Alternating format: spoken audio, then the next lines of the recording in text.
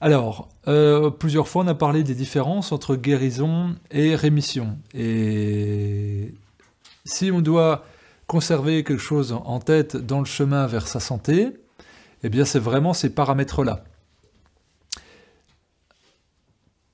Quand on s'intéresse à la santé, c'est généralement qu'on a des soucis. Et notre seule ambition, c'est de parvenir à enrayer ces soucis. Alors au début, on va commencer de manière très opportuniste, ce qui est le plus immédiat. Donc la pilule magique, qu'elle soit chimique, enfin synthétique ou naturelle, mais on veut quelque chose de rapide, pas chiant et avec effet immédiat. Ça peut exister, ça existe, mais c'est pas rarement le chemin de la santé, rarement le chemin de l'équilibre, et souvent ça va être au niveau de la conséquence et du symptôme que ça va agir, mais pas de sa cause profonde. Et donc souvent on se trouve embarqué dans un chemin où on doit faire le parcours quand même pas mal seul, c'est-à-dire bon, on est guidé bien sûr par des praticiens, officiels ou complémentaires, et puis on va cheminer. Toujours avec cette attente de l'extérieur, eh bien qu'il faut une solution pour résoudre ce problème sur lequel on bute, et qui nous enquiquine, oh le beau lapsus, on le garde, et sur lequel c'est très compliqué d'agir. Donc voilà, on bute là-dessus, et on est frustré, et puis plus on bosse, plus on veut que ça soit encore plus rapide, parce qu'on se dit, avec tout le temps que j'ai mis, tous les efforts, tout l'argent, tous les praticiens, tous les espoirs, je veux que ça arrive, ça arrive, ça arrive, ça arrive, ça arrive. Et on trouve une porte d'entrée qui correspond à, on va dire, la cause, et on agit dessus. Alors ça peut être au niveau alimentaire, ça peut être au niveau psychologique, au niveau émotionnel, ça peut être au niveau, je sais pas, génétique, au niveau de l'activité du mouvement, du locomoteur, bref, peu importe, on trouve une porte d'entrée et ça améliore. Ça peut être aussi un ensemble de facteurs. Et puis on va sentir des améliorations. Et à un moment donné, par la poursuite de ce chemin-là, on ne va plus avoir de symptômes. Et on va dire, c'est bon, je suis guéri. Est-ce que c'est vrai? Bon, le but de la causerie, c'est évidemment d'aller sur un truc qui est plus complexe qu'il n'y paraît, donc non. C'est pas la guérison, c'est la rémission.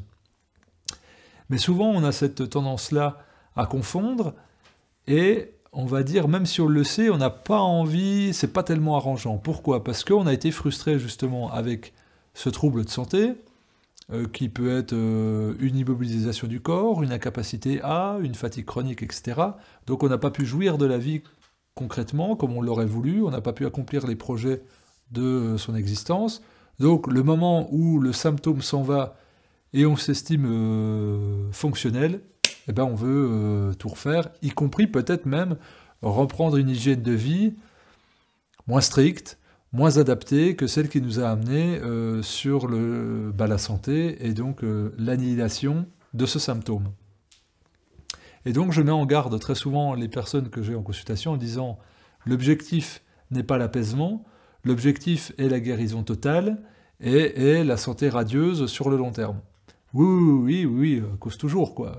Et puis même, on est plein de bonnes intentions, sauf que quand on a ouvert son paquet de Noël, tout change. Donc une fois que ça y est, j'ai plus mal au genou, je vais pouvoir refaire du sport, je vais pouvoir refaire ci, je vais pouvoir faire ça. Je suis plus fatigué, je vais pouvoir refaire des activités associatives, je vais pouvoir refaire du randonnée, des trucs, des machins. J'arrive à mieux digérer, je vais pouvoir remanger les gâteaux de Tante Yvonne, enfin blablabla. Et donc plein de trucs. Sauf que, entre le moment où il y a un déséquilibre physiologique ou psychologique et le moment où apparaissent les premiers symptômes, donc plus tôt dans l'existence, il a fallu du temps. Ça s'est installé. Il y a eu des tout petits signes qui nous ont avertis. Des signaux, des petits voyants qui clignotaient jaune, puis orange, puis rouge, jusqu'aux symptômes chroniques qui nous a fait buter et basculer dans la réflexion de la prise en charge de la santé. Alors au début, c'était peut-être une petite toux, un petit nez qui coule, des petites oreilles qui grattent, un petit douleur au coude, un petit coup de pompe en fin de journée, un petit dépression, enfin voilà, des trucs, c'est normal, c'est comme si ça va passer. Puis plus, à droite à gauche, jusqu'à l'apparition de symptômes aigus, momentanés, qui deviennent chroniques, et puis sur lesquels on va buter. Eh bien, à partir de cette période où on va enlever le gros symptôme, il va quand même en rester des autres à côté, mais qu'on va minorer, puisque de toute façon on les écoutait plus, parce qu'on était obnubilé par ce gros symptôme qui constituait le point noir de l'existence. Donc on va oublier peut-être des petites croûtes au coin des yeux, on va peut-être oublier les saignements de gencives, on va peut-être oublier les irritations de l'urètre, on va peut-être oublier les petites douleurs à la vésicule, les cheveux secs et cassants, des petits symptômes qui traduisent beaucoup, hein, qui traduisent un terrain, mais sur lesquels, bah, tu dis, bah, attends, par rapport à ce que j'avais, c'est rien du tout. Mais qui montrent qu'il y a encore un déséquilibre de terrain, et qu'en gros, on est juste à la surface. Si on prend une image, en gros, ma problématique, c'est ce qui dépasse de l'eau au niveau de l'iceberg, mais mon terrain, c'est tout ce qui est en dessous. Et donc, bah, j'ai fait fondre le haut de l'iceberg, ce n'est plus apparent à la surface de l'eau, mais il reste toute une cause dessous. Et une fois que le symptôme est enlevé, ce que j'appelle la rémission, est-ce que beaucoup d'entre nous ont tendance à confronter avec la guérison, ben, il faut continuer de travailler sur l'iceberg, qui est la définition du terrain. Et que même si, en étant plus indolent sur notre hygiène de vie, ben, ça ne ressort pas sous la forme de mêmes symptômes qu'on a eu avant, ça ressortira d'une autre manière, invariablement.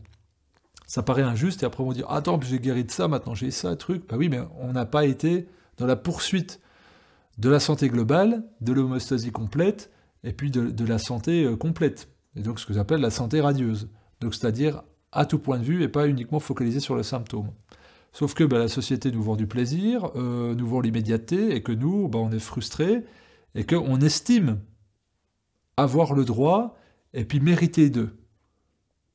Mais rien ne se mérite, tout se construit.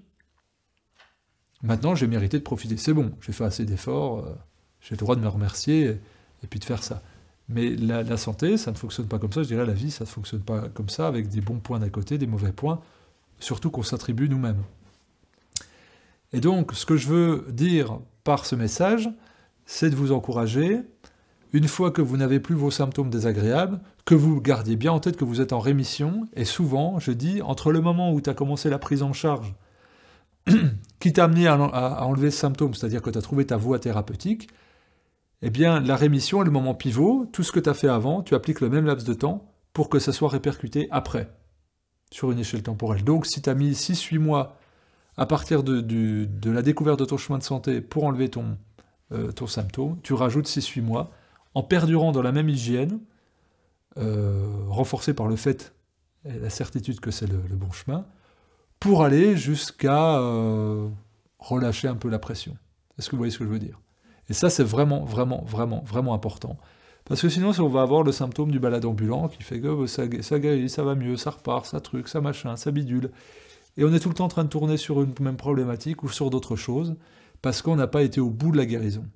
Et donc, c'est vraiment ça qu'il faut comprendre, c'est qu'un terrain, c'est un équilibre qui, à un moment donné, bascule en déséquilibre. Et là, vous avez d'un côté, ce qu'on a vu, hein, la vitalité d'un côté et la toxémie de l'autre. Et quand la toxémie dépasse la vitalité, on bascule sur un symptôme maladif. Si on arrive à redescendre par la détoxination ou autre, eh ben on va faire comme ça, puis on va essayer des petites crises aiguës et tout, mais quand c'est trop longuement installé, vous êtes en état pathologique chronique, votre force vitale ne suffit plus à endiguer votre toxémie. Eh bien, le moment où vous allez redescendre là, vous n'aurez plus ce symptôme, mais vous serez quand même en limite. Le but, c'est d'être ici. Et ça demande du temps, des organes émonctoires qui vont être adaptés, nettoyés, pour lesquels on aura travaillé et accompli un programme de fond.